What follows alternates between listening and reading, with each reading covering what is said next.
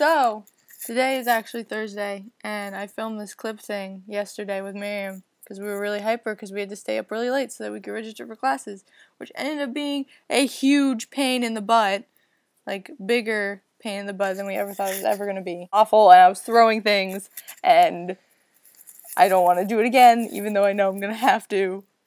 Anyway, I apologize for the glare. It's pretty awful. Today is Thursday, and I get to go see Harry Potter with Carly at some ridiculous hour. Actually at 12:01 tomorrow, technically, but it feels like today. I love Harry Potter. It's a big part of my life, I think, since I was a kid.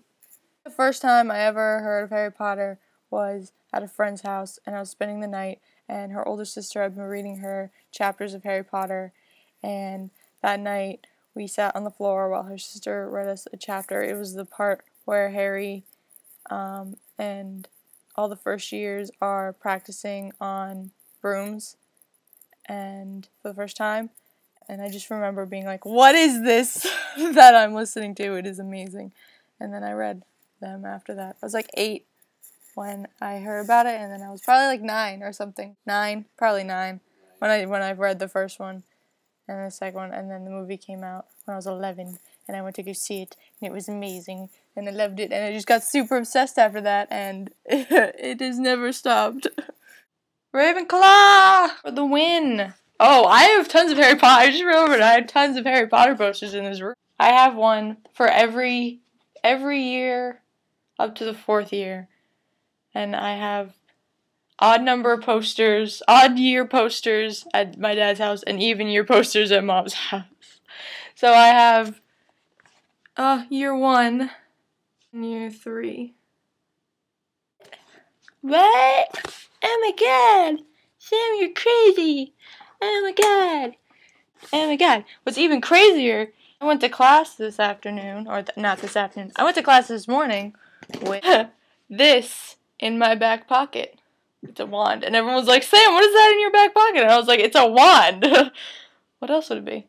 And even my 2D design teacher was like, what is that? And I was like, that's my wand. And he's like, oh, okay. Whatever. Yeah, shouldn't I? That's important. There's spoilers in most of the video about plot and important things. And so if you haven't read the books, then don't watch this video. Or if you want spoilers, then watch this video.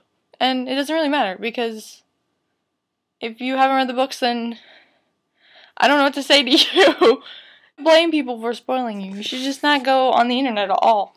Like, ever. Stay off the internet. Jack. I have nothing against Jack. We're talking about Doctor Who now. Why? Why? This is a Harry Potter themed thing. This is 20 minutes worth of video, and I'm going to have to edit this, and it's going to be shit. Well, we already know the scene with the 7 Potters is going to happen. And I know this is going to make me sound like a terrible, like, animal killer. But I think Hedwig really does need to die.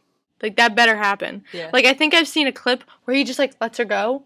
I don't know. It just feels so necessary. They obviously have his ear. I hope they have the line with Fred and George where George makes the holy joke. It just feels like it's so George. I think they're going to have the scene with the Dursleys Where Dudley, confesses that he doesn't think Harry's a waste of space. Half this stuff isn't even going to happen. I doubt it. But where Rufus comes and talks about Dumbledore's will, and I know that they are going over the whole, like, oh, Harry gets the snitch, and Ron gets the Deluminator, and Hermione gets Tales of Beelzebub Bard. And then also Harry gets this sort of Gryffindor. But he's not allowed to have it because it wasn't Dumbledore's to give away. And I think that's an important thing. We could watch the first 40 minutes, too. I don't want to! Anyway. Number 12, Girl Place. I hope they show the scene where Remus goes and is all like, let me go with you. And they're all like, no, you can't go with us.